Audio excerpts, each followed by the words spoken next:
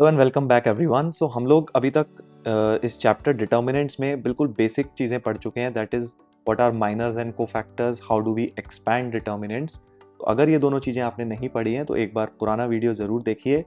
और आज के लेक्चर में हम लोग पढ़ेंगे बहुत ही इंपॉर्टेंट चीज़ जिसका नाम है प्रॉपर्टीज़ ऑफ डिटर्मिनेंट। तो शुरू करते हैं आज का लेक्चर। चलिए, तो प्रॉपर्टीज ऑफ डिटर्मिनेंट देखिए काफ़ी ज़्यादा इंपॉर्टेंट चीज़ है। Not only in this particular chapter, इस चैप्टर का तो है ही ये सबसे इंपॉर्टेंट पार्ट, बट ये वैसे भी आईआईटी के लिए भी और बोर्ड्स के लिए भी बहुत ही इंपॉर्टेंट चीज़ है। आपको अलग अलग चैप्टर्स में ये प्रॉपर्टीज़ काम आएंगी, जहाँ पर भी डिटर्मिनेंट बनेगा वहाँ पे प्रॉपर्टीज़ ज़रूर काम आएंगी। तो इसलिए इसको अच्छी तरह पढ़ेंगे, एक एक प्रॉपर्टी को अच्छी तरह लर्न करेंगे। तो मैं एक एक प्रॉपर्टी लिस्ट डाउन करूंगा, फिर आपको उसका लॉजिक भी समझाऊंगा। So property number 1 says that if all the rows and columns of a determinant are interchanged, then the value of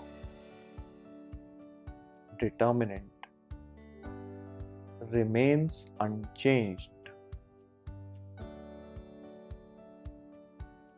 मतलब क्या है, अगर मैं सारी रोज एंड कॉलम को इंटरचेंज कर देता हूं, मतलब रो को कॉलम बना देता हूं। याद करो, ऐसा हम कहां करते थे? हम करते थे ट्रांसपोज ऑफ अ मैट्रिक्स में। तो अगर मैं इन शॉर्ट ट्रांसपोज कर देता हूं एक डिटर्मिनेंट को, तो डिटर्मिनेंट की वैल्यू चेंज नहीं होगी। तो ये प्रॉपर्टीज देखो क्या कैसे काम आएंगी। हमको क्या है, डिटर्मिनेंट को एक्सपैंड करने करे बिना कई बार बहुत ईजी बन जाएंगी चीजें, इसलिए हमें प्रॉपर्टी आनी चाहिए। ठीक है, सारी प्रॉपर्टीज। तो क्या बोल रहा हूँ, फॉर एग्जाम्पल मान लीजिए मैंने एक डिटर्मिनेंट दिया A B C D E F G H I, तो this will be same as ABC को फर्स्ट कॉलम बना दिया, D E F G H I. ठीक है, ये आपका दोनों डिटर्मिनेंट की वैल्यू सेम आएगी। सो इन शॉर्ट मैं बोल सकता हूं कि डिटर्मिनेंट ऑफ ए, डिटर्मिनेंट के लिए हम ऐसे साइन यूज करते हैं, दो वर्टिकल लाइंस। ठीक है, मॉड्यूलस जैसा साइन दिखता है ये, बट ये मॉड्यूलस ऑफ ए नहीं है, डिटर्मिनेंट ऑफ ए है। तो determinant of A, determinant of A transpose दोनों इक्वल होंगे। अब इसका लॉजिक क्या है? देखो, लॉजिक बहुत सिंपल है। आपको मैंने एक बात बताई थी कि हम डिटर्मिनेंट को 6 तरह से एक्सपैंड कर सकते हैं। कौन से 6 तरह से? तीनों रो में से कोई भी ले सकते हैं, तीनों कॉलम में कोई भी ले सकते हैं। तो मैं क्या बोल रहा हूं, इस वाले को आप रो 1 के अलोंग एक्सपैंड कर देना, a इंटू इसका कोफैक्टर प्लस b इंटू इसका कोफैक्टर प्लस c इंटू सी का कोफैक्टर, ये आ जाएगा। फिर इस वाले को आप फर्स्ट कॉलम के अलोंग कर देना, तो अल्टीमेटली बात सेम ही नहीं आ जाएगी? सोच के देखो, राइट? तो इस वजह से दोनों की वैल्यू अल्टीमेटली सेम आएगी। आप चाहे तो एक्सपैंड करके देख सकते हैं, दोनों की वैल्यू आपको सेम मिलेंगी। तो मैं पूरा पूरा प्रूफ नहीं बताऊंगा क्योंकि उसमें अननेसेसरीली टाइम वेस्ट होगा और वो आपको कहीं काम भी नहीं आने वाला। आपको सिर्फ लॉजिक समझाऊंगा कि एक्चुअली ऐसा क्यों होता है। उसके प्रूफ के पीछे नहीं भागना, हमें प्रॉपर्टी को लर्न करना है और लॉजिक समझना है कि प्रॉपर्टी आई कहाँ से है। एग्जैक्ट प्रूफ आपसे कोई नहीं पूछेगा क्योंकि वो बहुत ज़्यादा एक लेंदी काम है। ठीक है, चलिए प्रॉपर्टी नंबर 2 पर आते हैं। इसी तरह से if any two rows or any two columns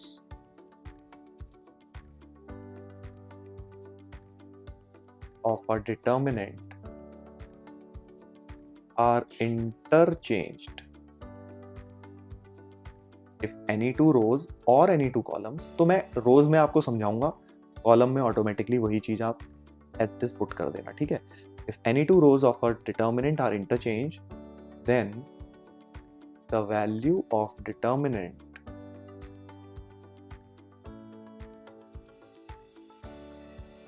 changes sign. The value of determinant changes sign. इसका क्या मतलब हुआ? सिंपल लैंग्वेज में बता देता हूँ कि अगर आपने दो रो को ऊपर नीचे कर दिया, मतलब मान लो रो 1 को रो 2 बना दिया, रो 2 को रो 1 बना दिया, या रो 1 को रो 3 बना दिया, रो 3 को रो 1 बना दिया, तो डिटर्मिनेंट की वैल्यू अगर पहले 10 आ रही थी तो वो -10 आने लग जाएगी। That is the concept. मतलब if d is equal to, आप बोल रहे हो A B C D E F G H I, अगर ये मान लीजिए आपका कैपिटल D है, तो अगर मैं तो d की माइनस d क्या हो जाएगा बेसिकली, अगर मैं मान लीजिए इन दोनों रोज को इंटरचेंज कर देता हूँ R1 और R2 को, या आप कोई से भी दो रो को कर सकते हैं। DEF पहले लिख लिया, ABC बाद में लिख लिया, GHI लास्ट में लिख लिया। तो ये जो होगा ये माइनस टाइम्स डी आएगा, बेसिकली माइनस राइट में भी लगा सकते थे, एक ही बात। ठीक है, रो 1 मैंने रो 2 के साथ इंटरचेंज कर दी। आप चाहो तो रो 1 रो 3 के साथ भी कर लो, same logic with column also, कि कॉलम को इंटरचेंज कर दिया। हाँ, बट ये नहीं कर सकते कि रो 1 को उठा के कॉलम 1 बना दिया, नहीं, मिक्स नहीं करना है। या तो आप रो करेंगे या फिर आप दो कॉलम्स को यूज करेंगे। तो value of determinant sign change कर जाएगा। बड़ा ही इंटरेस्टिंग फैक्ट है। कैसे हुआ देखो, फिर से मैं इसका लॉजिक समझा रहा हूँ। मान लो आप पहले इसमें रो 1 के अलोंग एक्सपेंड कर रहे हो, ठीक है, तो अब सोचो, और इसमें आप रो 2 के अलोंग कर देना, क्योंकि यही मुझे एबीसी दिख रही है, ठीक है, कर सकता हूँ। बट फर्क क्या होगा, कोफैक्टर तो सेम ही रहेंगे, मुझे दिख रहा है ए का कोफैक्टर भी वही आएगा जो यहाँ पे आने वाला था। बट ए क्योंकि यहाँ पे 1 1 था, तो 1 + 1 इवन था, तो यानी कि माइनर और कोफैक्टर सेम रहेंगे। बट यहाँ पे ए जो होगा वो 1 2 बन चुका है, सॉरी 2 1 बन चुका है, सेकेंड रो फर्स्ट कॉलम। इसका मतलब अब ये एक माइनस इसमें एक एक्स्ट्रा आ जाएगा। सिमिलरली बी में भी सोचो, बी का जो था पहले 1 2 था, यानी कि ऑड था, बट अब ये बी जो हो गया वो 2 2 हो गया, तो अब एक माइनस और एक्स्ट्रा आ गया। सिमिलरली सी में से भी एक माइनस एक्स्ट्रा आ जाएगा, हेंस तीनों में से एक माइनस कॉमन आके अल्टीमेटली डिटर्मिनेंट की वो वैल्यू तो सेम रहेगी, बस एक माइनस बाहर एक्स्ट्रा आ जाएगा। ठीक है, तो आई होप आप लोग ये समझ गए हैं।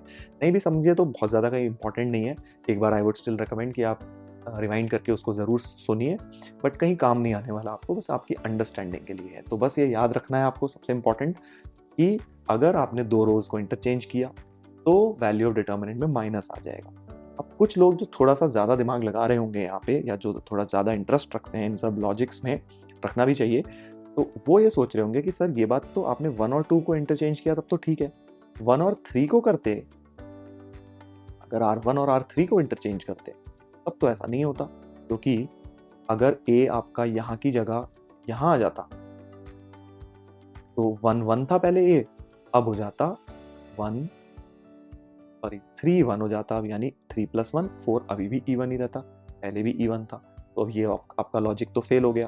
तो लॉजिक फेल नहीं हुआ, एक्चुअली उसमें कोफैक्टर्स में माइनस बाहर आ जाएगा, आप देखेंगे। अभी तो एलिमेंट्स में माइनस बाहर आ रहा था, बट कोफैक्टर की वैल्यू उसमें, उस केस में तीनों कोफैक्टर में एक माइनस एक्स्ट्रा आएगा। आप चाहे तो करके देख सकते हैं, इस रो को नीचे लिख लीजिए, डिटर्मिनेंट को एक्सपैंड करके देखिए, आपको खुद ब खुद समझ आ जाएगा। But anyways, it is not required anywhere as far as your competitive exams or your school exams और boards are concerned। ये कोई नहीं, कहीं काम नहीं आने वाला, ये सिर्फ मैं आपको नॉलेज के लिए बता रहा हूँ, प्रूफ्स, ठीक है ना, समझने के लिए बस।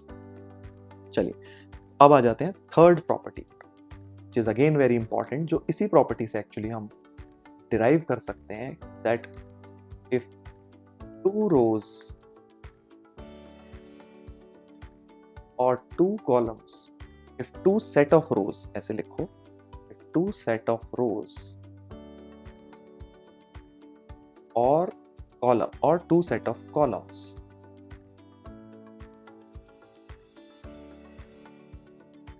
of a determinant are interchanged, then the value of determinant remains unchanged. The value of determinant remains unchanged। क्या बोल रहा हूं कि आप दो सेट ऑफ रोज को इंटरचेंज करो, मतलब मान लीजिए आपने ये डिटर्मिनेंट ले लिया ABC DEF GHI, और अब आपने क्या किया, मान लीजिए R1 और R2 को इंटरचेंज किया, और मान लीजिए आपने, चाहे कॉलम को कर लो या रो को कर लो, क्योंकि मैं सपोज कॉलम ले लेता हूँ, C1 को, या एक साथ नहीं करता, मतलब चलो अलग अलग करके दिखा देता हूँ, तो प्रूफ भी बता दूंगा। R1 R2 को करोगे तो क्या होगा, एक माइनस बाहर आ जाएगा, फिर एक बार और जब आप करोगे तो एक माइनस और बाहर आ जाएगा, अल्टीमेटली क्या होगा, माइनस माइनस कट जाएंगे। तो मैं क्या बोलना चाह रहा हूँ, देखो, अगर R1 R2 को इंटरचेंज किया तो D की वैल्यू बन जाएगी minus of DEF ABC GHI। ठीक है, एक सेट ऑफ रोज को अगर हमने इंटरचेंज किया तो माइनस बाहर आ जाएगा, ये तो हमने प्रॉपर्टी 2 में पढ़ा। बट अब मैं अगर एक सेट ऑफ रोज को और कर देता हूँ, मान लो जो नई रो 2 है उसको नया रो 3 के साथ इंटरचेंज कर देता हूँ, तो एक माइनस और आने की वजह से ये बाहर का माइनस कट जाएगा, DEF GHI ऊपर, ABC नीचे। तो ये आपके 2 बार लग गया, हेंस वैल्यू ऑफ डिटर्मिनेंट वापस से सेम आ गई। बहुत ही ऑब्वियस सी चीज है, -1 इंटू -1 + 1। ठीक है, चलिए तो ये हो गई थर्ड प्रॉपर्टी। अब इसी को यूज करके एक्चुअली हम फोर्थ प्रॉपर्टी भी लिख सकते हैं, which is a very very important one. मतलब है तो सारी ही इंपॉर्टेंट, ये सभी आपको काम आएंगी। प्रॉपर्टी 4 क्या कहती है? इफ एनी टू रोज और any two columns of a determinant are identical, if any two rows or any two columns of a determinant are identical, then the value of determinant is 0. Very very important property. क्या बोलती है property? अगर 2 रोज या 2 column बिल्कुल एक जैसी दिखे आपको, 2 रो या 2 कॉलम बिल्कुल एक जैसी दिखे, मतलब मान लीजिए आपको ये भी ABC दिख रहा है, सेकेंड रो भी ABC दिख रहा है, और थर्ड रो मान लेते हैं DEF दिख रहा है, या थर्ड रो भी सेम दिख सकता है, तो इसकी वैल्यू बिना एक्सपेंड करे आप बोल सकते हैं 0 होगी। बड़ी इंटरेस्टिंग प्रॉपर्टी है, बहुत काम आती है जब भी आपके पास ऐसी 2 रोज या 2 कॉलम्स भी आइडेंटिकल हो जाते हैं, तो आप सीधे कुछ करने की जरूरत नहीं है, सीधे डिटर्मिनेंट की वैल्यू 0 लिख दो। इसका लॉजिक क्या है? देखो बहुत सिंपल लॉजिक है, मैं आपको समझा देता हूं। अभी हमने प्रॉपर्टी नंबर 2 में पढ़ा था, क्या पढ़ा था प्रॉपर्टी नंबर 2 में? कि अगर 2 रोज को इंटरचेंज करता हूं, ठीक है, तो माइनस बाहर आ जाता है। मतलब 2 सेट ऑफ रोज की बात नहीं कर रहा, सिर्फ 2 रोज को, मतलब एक सेट ऑफ रोज को। तो मान लेते हैं कि मैं क्या करता हूं, R1 और R2 को इसमें इंटरचेंज कर देता हूं। ये जो R1 थी और ये जो R2 थी, इनको इंटरचेंज कर देता हूं, तो मेरे हिसाब से तो माइनस बाहर आ जाना चाहिए।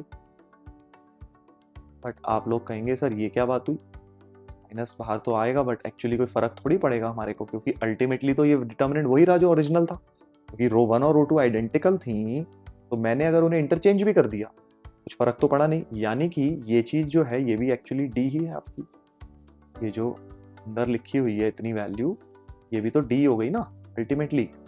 इसका मतलब आपके पास आ गया D equal to minus D. यही तो बन गया इस इक्वेशन से, देखो D equal to minus D, left में ले जाइए D प्लस डी, यानी कि 2D इक्वल टू 0 हो जाएगा, which would mean D equals to 0 हो जाएगा। लेफ्ट साइड में लेके आएंगे तो प्रूव हो गया कि D की वैल्यू 0 हो जाएगी। तो बहुत ही सिंपल तरीके से हमने इस प्रॉपर्टी को प्रूव कर दिया। ठीक है भाई, आई होप आप लोगों को ये बात समझ आ गई है। चलिए तो जल्दी से प्रॉपर्टी 4 पढ़ते हैं अब हम, लास्ट प्रॉपर्टी आज के लिए, फिर बाकी प्रॉपर्टी मैं आपको दूसरे वीडियो में बताऊंगा, क्योंकि मैं नहीं चाहता एक ही वीडियो में बहुत सारी चीजें आ जाएं।